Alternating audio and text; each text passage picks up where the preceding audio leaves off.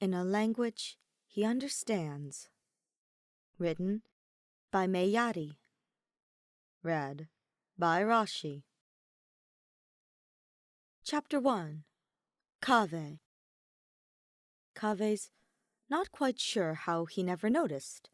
For a man of his intellect, it's rather embarrassing that he didn't draw the conclusion sooner.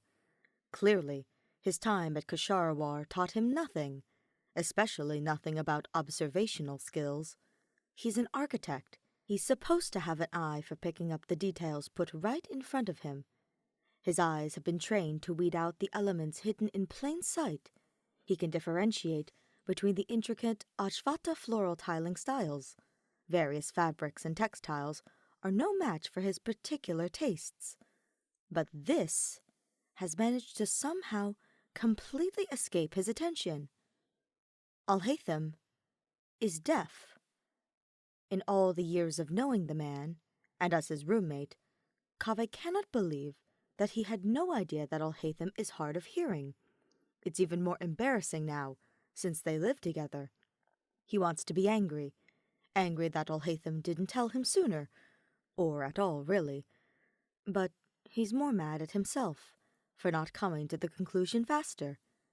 It's taken Kaveh an entire year of living under the same roof as the brutish idiot to figure it out. To his credit, Alhaitham was pretty good at hiding his deafness. His speech is unhindered, and he spoke just as fluently as any other hearing person. He also reacts to sound, and is capable of having conversations with his back turned to people, a fact that Kaveh has experienced firsthand on multiple occasions. He's deaf, but he's not helpless. He doesn't know exactly how deaf Alhaitham is. It could range anywhere from moderate hearing loss to a total lack of hearing, but the fact still remained. Now that Kaveh's scrutinizing it, there were a few obvious tells. 1. Alhaitham has a very intense stare. He is observational to a fault. Alhaitham was constantly aware of his surroundings. He had a tendency to survey everything that came across with an analytical stare. His eyes would flicker to every doorway that opened, regardless of if it creaked on its hinges or not. He would take note of every person who entered the room, and have their mannerisms committed to memory after conversing once. The level of detail he paid mind to was truly impressive, and Kaveh thinks that he might have made a wonderful architect if he didn't have an absolute and utter disregard for the arts. When they first met, Kaveh was intimidated by Alhaitham's sharp green and red pupils, following his every movement, taking in every shuffle, twitch of muscle, and breath of air with rapt attention. To be completely honest, it was a little off-putting. Kaveh felt unnecessarily exposed under Alhaitham's acute gaze, and he was hyper-aware of every movement he made around the man.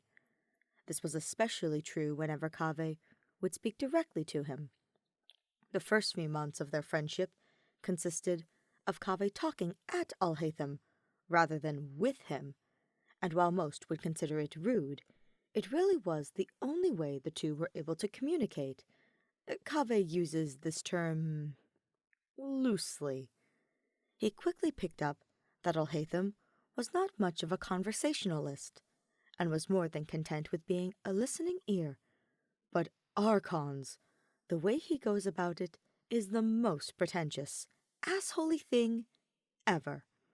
Kaveh would start a spiel, and Alhaitham wouldn't even glance up from whatever book he's got his nose buried in this time around. It pissed Kaveh off to no end. He flourishes under a shower of attention, as reported by his peers. He likes to describe it as preferring to have an engaged audience, and the lack of visual response made Kaveh feel like his words were going in one ear and out the other. Eventually, after nearly a month of one-sided rants, Kaveh stops his praise of the construction of Pardis Di and explosively yells, "Damn it, Alhaitham! Look at me when I'm talking to you! Are you even listening to me?" The words cause Alhaitham's spine to stiffen, and, for a long, horrible moment, Kaveh fears that he may have gone too far. He waits for Alhaitham to say something, anything, and when the linguist remains quiet, Kaveh physically wilts. The air had gone cold around them, and Kaveh can practically feel the ice radiating off of Alhaitham. It's not exactly a secret that Alhaitham's not the most social person at the academia, but Kaveh can tell that he's a good friend. Of course he would be listening. An apology formed at the edge of his lips, but he holds his tongue and decides to just start packing up his things. It's obvious that Alhaitham didn't want him there, and it would do well to just leave.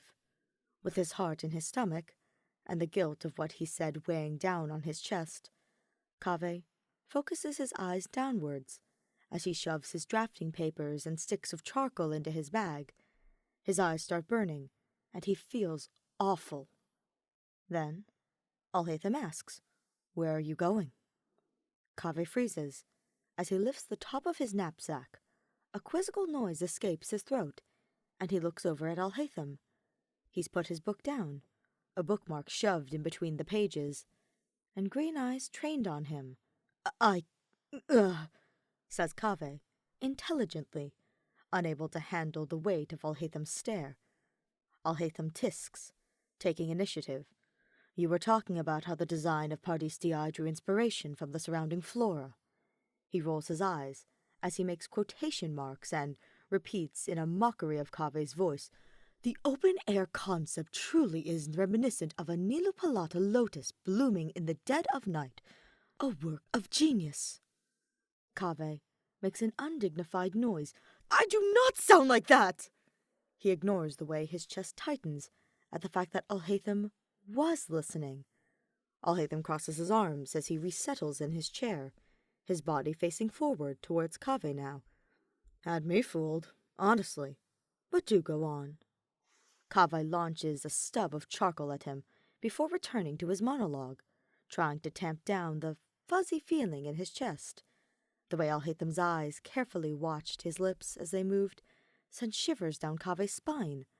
A furious blush also began to creep its way up his neck, but he's not touching that with a 10-foot pole. He'll just have to live with saying that he was caught off guard by how intently Alhaitham was listening to him at that moment. Kaveh has never doubted if Alhaitham was listening after that, but he understands now that Alhaitham was reading his lips because he couldn't hear, not stare him down. 2. Alhaitham signs to himself sometimes. The action is more subdued nowadays, but back at the academia, Kaveh would notice him fidgeting with his hands sometimes when poring over an assignment. At first, he thought it was a nervous tic, but hindsight is 20/20.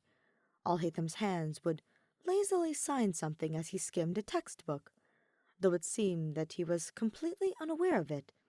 Kaveh has no idea what exactly it was that he signed, but he thinks it may have been a memorization trick, much like how repeating something out loud would help the idea stick. The habit shows its face at home, whenever Alhaitham is reviewing documents for his job as the scribe, or whenever he's in a hurry to memorize mission notes and needs to retain the information quickly. Kaveh hasn't commented on the action in fear of Alhaitham stopping out of embarrassment, so it's a private little moment that Kaveh holds dear to his heart when he catches Alhaitham in the act. These days, Alhaitham has taken to crossing his arms whenever talking to people. He says it serves as an intimidation tactic and proves incredibly useful whenever he's interrogating or trying to wheedle information out of someone. Kaveh thinks it's bullshit.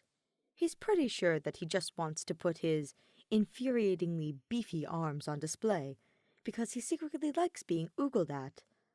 But he can see the way Alhaitham's fingers twitch where they rest on his bicep, the digits halfway to forming a word mid-conversation. 3. He literally wears a hearing aid all the time. Kaveh has never seen him without it.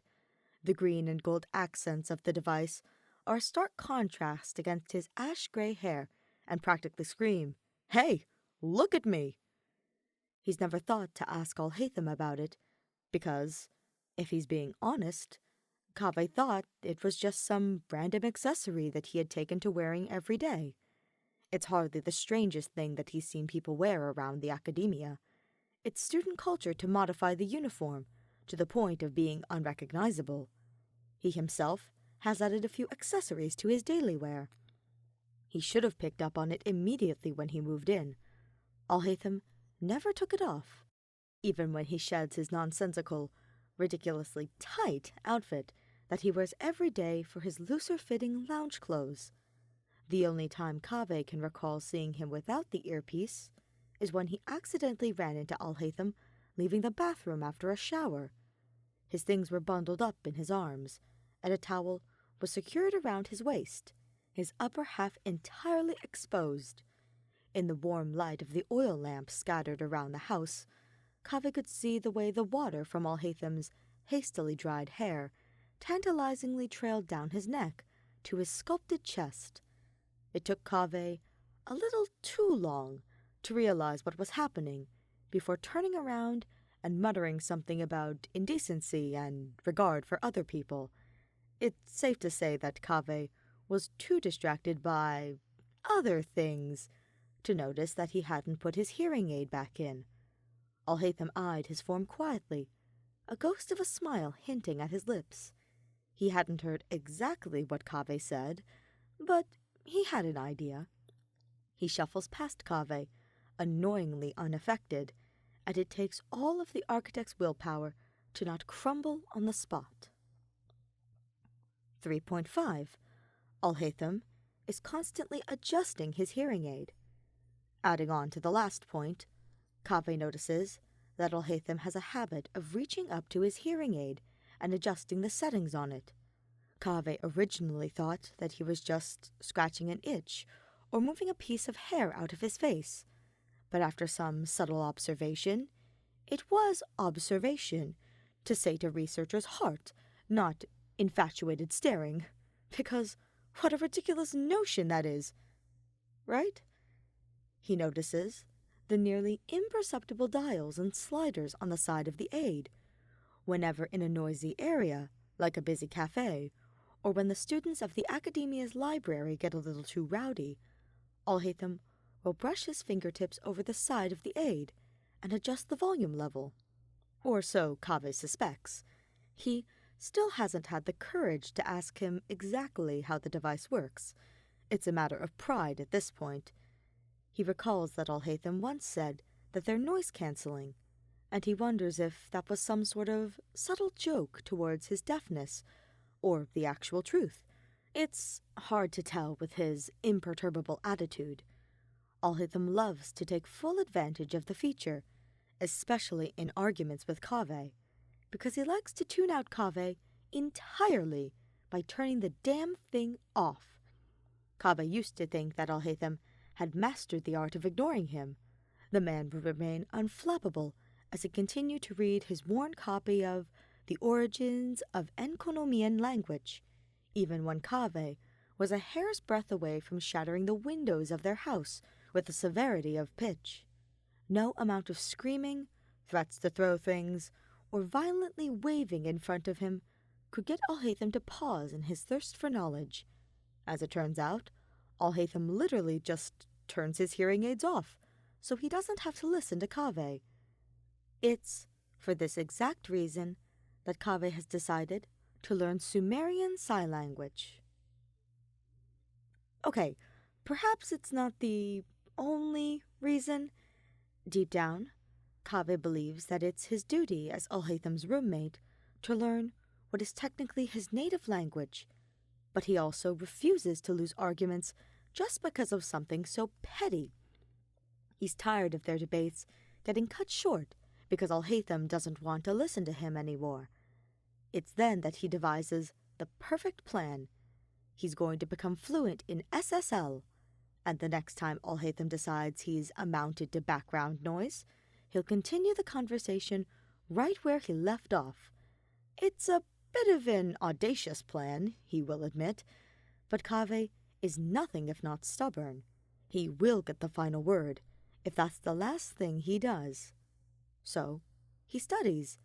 It's quite possibly the worst thing to ever happen to him. Although he graduated top of his class, Kaveh was just blessed to be born with a natural affinity to the material given to him. All it took for him to nail a concept was a single explanation or demonstration, and he's already committed it to memory. He's never had to study or practice for a single test, which is what makes learning SSL so difficult.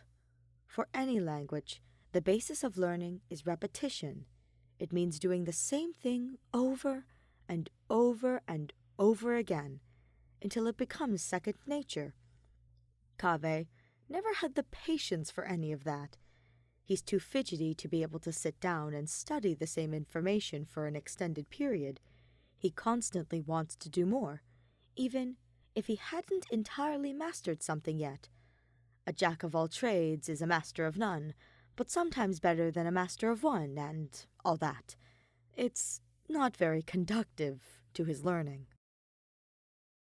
"Oh, this is awful," he complains as he rests his forehead on the desk, his hands still held in the air, fingers caught between fingerspelling his name for the 15th time. "Oh, do we really have to do this?" Tighnari, who has so graciously offered to be his teacher, Kaveh showed up at his doorstep and practically begged him, whacks him on the head with a roll of paper. "No talking. I'm deaf and I can't hear you. Also sit up. Half of SSL is rooted in facial expressions. Practicing with your face down on the desk is the equivalent of speaking with a muffled voice." All right. Kaveh grumbles as he sits up. "I thought it was customary for the deaf person to give you a name. So why do I have to spell it out?" Tighnari crosses his arms and leans back in his chair, an eyebrow raised mockingly at him. "Do you always ask stupid questions? How are they supposed to give you a name if they don't know how to spell it?" "You know, if I wanted a green asshole to teach me SSL, I would have just asked Alhaitham to teach me himself." Tighnari rolls his eyes. "You're the one who wants to learn. Don't take it out on me." Kaveh's digits cramp on the V in his name, and he figures that a break is in order. He sits up and massages the joints. He's pretty sure he's never endured this much fatigue in his hands, even when he was practically bound to his chair the year he had to come up with his senior thesis. His heart stings at the thought of a younger Alhaitham going through the exact same thing. "I'm curious, how did you become fluent in SSL anyway?" Tighnari shrugs.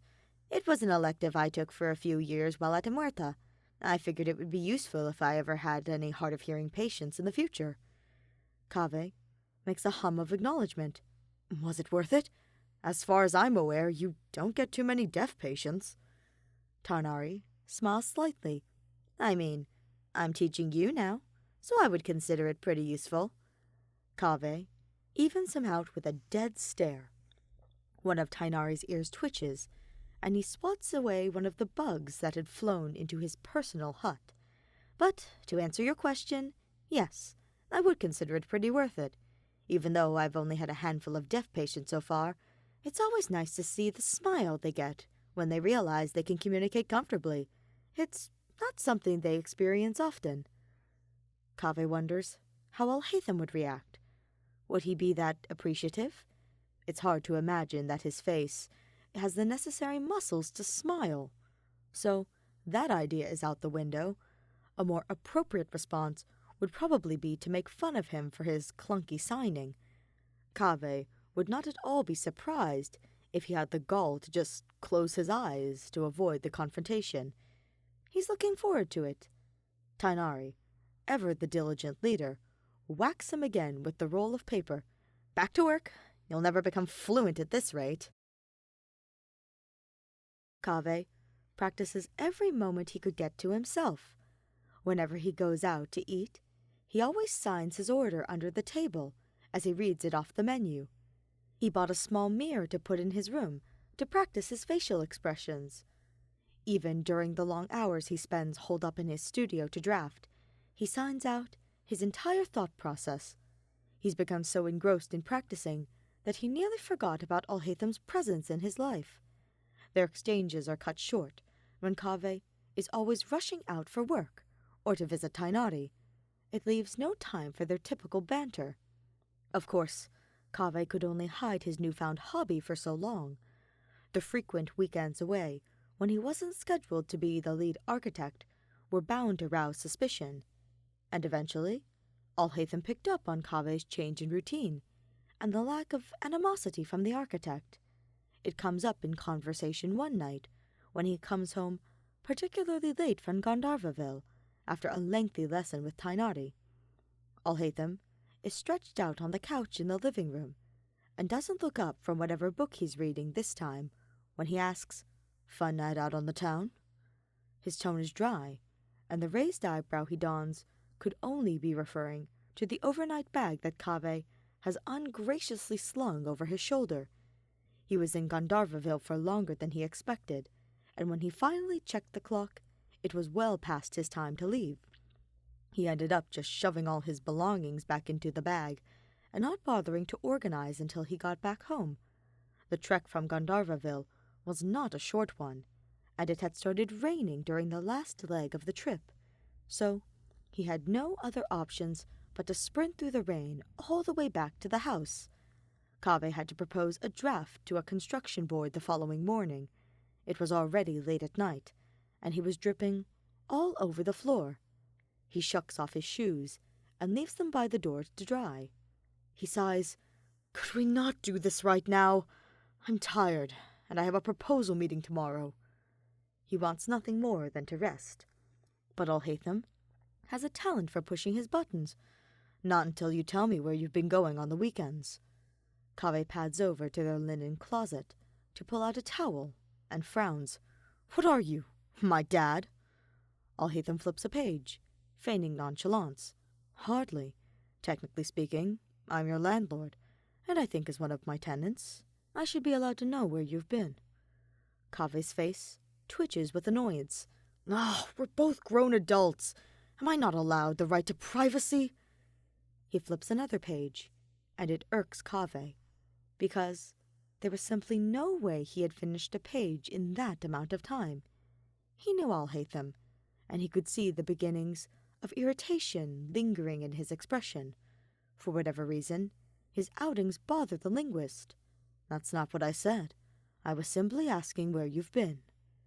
This comment causes Kaveh's eyes to narrow. "Why does it matter to you anyway? As far as I was aware, you wanted me out of your house as soon as possible." Another flipped page, and Kaveh knows for sure that Alhaitham's just doing it to goad him at this point. Alhaitham's tone is clipped at his next response.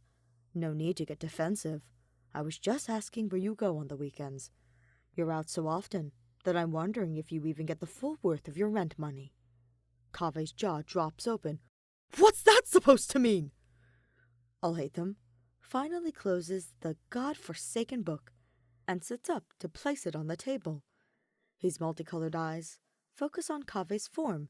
He's still dripping all over the floor, but he's not sure if it's the dampness or the weight of Alhaitham's stare that sends shivers down his spine. "I simply meant that if you found yourself a place to stay, there's no point in paying rent here anymore, From the looks of it, you and Tighnari have been getting along swimmingly in Gandharvaville." Kaveh splutters because he genuinely has no idea what to say. "Tighnari? What does he have to do with any of this?" Then, "And how did you even know about that? I never told you where I was going." Alhaitham purses his lips. "I have my sources." Kaveh scoffs. "Do your sources include an abuse of diplomatic power?" He continues, unhindered, "And I found by asking around that you've been regularly asking to hitch caravan rides out of the city to visit a certain Omerta graduate. If I wasn't looking at you with my own eyes, I might have believed that you were seeking private treatment from him for a hidden ailment. But I think something more personal is afoot." "Something more personal?" Kaveh shakes his head, flinging droplets of water everywhere. "Okay, wait. Now I'm lost. Care to elaborate, since you seem to have the whole situation figured out?" Alhaitham only narrows his eyes. Kaveh huffs. "Oh, now you've got nothing to say. You seem to be filled with quips when you were accusing me of being a homewrecker." The absurdity of the situation is hilarious, because never in a million years could Kaveh imagine inserting himself between Tighnari and Sino's relationship.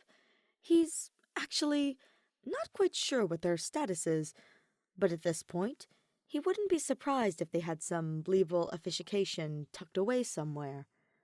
"I didn't say you were a homewrecker. Those words came out of your own mouth," says Alhaitham pettily. Kaveh hits his boiling point, and he starts pacing around the living room. "I'm not seeing Tighnari romantically!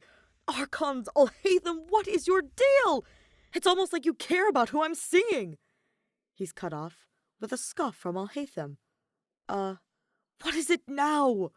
was poised on his tongue, when the realization struck him. Was Alhaitham? Surely not, because that would be ridiculous. He laughs incredulously. "Are you jealous?" Alhaitham's eyes immediately divert from him and focus elsewhere. He seems to catch his mistake, though, and forces his attention back to Kaveh. The action is subtle, but the damage has already been done. Kaveh drops his bag, and it hits the floor with a wet thud. "You are! You're jealous, and you're worried that I went and found a new roommate." Alhaitham turns and mutters something to himself that sounds suspiciously like, "I would hardly attribute the jealousy to something as courtesy as a roommate." Kaveh smiles guilefully. "What was that, dear scribe? I couldn't quite catch that." He can't see the way he's started to back the linguist into a corner. The high from potentially winning the argument just barely overshadows the growing feeling of butterflies fluttering in his ribcage. The implications of something else driving the jealousy has his heart doing flips. "It's none of your concern. I actually think it's completely within the realm of my concern." Alhaitham tisks and redirects instead. "You're dripping water all over the floor. Go change and mop up your mess." "Are you serious? You're just going to leave it at that? Tell me why you're jealous, Alhaitham." The scribe doesn't even dignify him with a response. Instead, he snatches his book off the table and resettles into the comfortable position he had before. He makes a big show out of opening the book to the page he had left off on, and trained his eyes to move robotically over the words. Before Kaveh can get a word in edgewise, he's already reached up and cut off all auditory contact. "Oh, no, you don't!" Kaveh's heart races because this is it. This is the exact moment he had been waiting for. He unceremoniously lifts Alhaitham's legs up to make space to flop down onto the couch and grabs the book out of his hand. The scribe starts to complain, both at the loss of his precious reed and also at the fact that Kaveh was getting water everywhere. Kaveh ignores him and instead chooses to yank Alhaitham into a sitting position. He makes sure that he's fully facing him when he signs, "I'm not done talking to you." Alhaitham's eyes widen in shock, and he's pretty sure that's the most emotion he's ever seen on the man. Apathetic is the word that most people would use to describe Alhaitham. Kaveh knows better, that buried somewhere deep inside the unnecessary muscle and the bullheadedness is a sliver of something resembling a human being with emotions. He's never seen it himself, not when Alhaitham's grandmother had died, not when he had his first research project approved, not when he graduated from Haravatat, nor when he was promoted to scribe. He's never experienced the full range of Alhaitham's emotions, but if he had to take a guess at what they looked like, it would be the image of Alhaitham now. He's frozen on the spot, his kaleidoscopic eyes drowning in pure, unfettered shock, and his mouth slightly open, like his lips were chasing the words to say, but couldn't quite catch them. He looks so human. For a moment, Kaveh worries that he messed up. He scoured his brain for grammatical errors. Tighnari had given him the stamp of approval to start signing with Alhaitham. He's not as fluent as he is verbally, but he knows enough to get his point across. Conversational, Tighnari had dubbed him. Alhaitham, are you all right? He signs again. Still, no movement. Apprehension quickly mounting, he opts to wave in Alhaitham's face. Hello? Is anyone there? He calls out. He realizes belatedly that he couldn't hear, but he's sure that Alhaitham could read his lips. The lack of response, or any indication of life really, was starting to stress Kaveh out, and he began rambling. I know you can read my lips, Alhaitham. Was it insensitive of me to sign with you?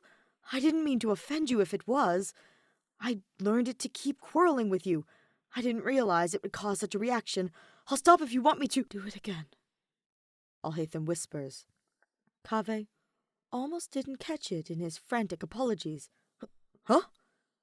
Do it again, says Alhaitham, an emotion that Kaveh couldn't identify, starting to color the edge of his words. Sign again. Please. This complete turnaround has Kaveh reeling. Was he mad? It was hard to tell, but he hadn't tried to kill Kaveh yet, so perhaps not. That being said, he's not quite sure what to say, but the way Alhaitham is staring at him has him scrambling to find something to sign. He decides on the basics and introduces himself. Hello, my name is Kaveh. Alhaitham drew a sharp breath, watching as Kaveh's fingers formed words familiar only to him. His face bears an unrestrained fascination, like he can't believe what he's seeing with his own eyes. Kaveh had only signed 5 words, but he could tell that they meant millions more to the scribe. Hello, Ka. A sign that Kaveh didn't know yet followed the greeting. Alhaitham had reached up to his head and made a pinching motion, like he had pulled a feather from his scalp. It took a few moments for him to register that this must be the name that Alhaitham is giving him. It takes a few seconds for him to register that this must be the name that Alhaitham is giving him, and it probably refers to the quill that he has sticking out of his hair. The action is so intimate that it nearly hurts him. My name is Alhaitham. It's Kaveh's turn to be shy now, because all he can manage is a short, bashful wave. He's not quite sure what to say after that. Lucky for him, Alhaitham takes the initiative. You know SSL? He asks. Yes, Tighnari taught me. Why? To argue with you, obviously.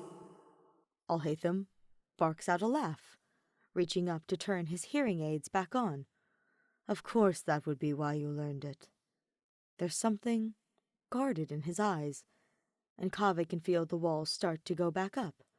The short peek he had gotten at Alhaitham's soul was enough to have him addicted, and he would do anything to keep being exposed to it. That's not the only reason, he blurts out a little too quickly, his face flushed with embarrassment, because he sounded so desperate. It was humiliating. But it's worth it. Alhaitham carefully eyes him, and Kaveh swallows his pride to admit quietly, I learned it because I wanted you to have someone to sign with. Even if you can speak just fine, I think you at least deserve the courtesy of having someone to converse with you in your native tongue. The admission feels like a declaration of his feelings. Nobody in their right mind would just learn another language to argue with their roommate. That type of commitment is reserved for a certain emotion, one he had been afraid to name. But it's hard to deny love when it's staring you in the face. The urge to escape is strong, but Kaveh forces himself to stay put, waiting for Alhaitham's response. He needs to know how he feels about Kaveh's near confession. Alhaitham only nods, processing the information. Kaveh can feel his spirit deflate. He had said too much. After a moment, Alhaitham puts up another sign. This one is completely foreign to Kaveh, and he studies it carefully, trying to decipher it. Alhaitham's hand was palm out, all fingers up, save for the middle and ring, which were curled inwards. It resembled the rock and roll symbol that he's seen the old musicians make here and there. What does that mean? Kaveh asks. A familiarly enigmatic smile makes a home on Alhaitham's lips. That's a secret. I'm sure you'll figure it out one day. The cryptic answer forces a huff out of Kaveh. Fine. If Alhaitham didn't want to tell him, he can keep his secrets. Kaveh respects privacy, unlike a certain silver-haired scribe. He thinks that's the end of it, and starts to get up to change out of his still wet clothes. They're starting to stick uncomfortably to his skin, and the bodily chills he was starting to feel are getting unbearable. Just as he pries himself from the leather of the couch, Alhaitham grabs his waist. Kaveh raises an eyebrow at him in question. I'll give you a hint at what the sign means, if you'll let me. There was a hint of nervousness to be heard. Sate my curiosity, please. Alhaitham says nothing, and stands up, moving into Kaveh's space. The proximity is disorienting, despite the fact that Kaveh had Alhaitham's legs draped over himself for the last 20 minutes. He can smell the scent of Kalpalata lotuses and worn pages from this close, and it's hard not to be intoxicated. Kaveh worries that his heart is beating loud enough that the hearing aid would pick it up. You're rather close for this explanation, Alhaitham. Is the translation so lucrative that you need to whisper it to me?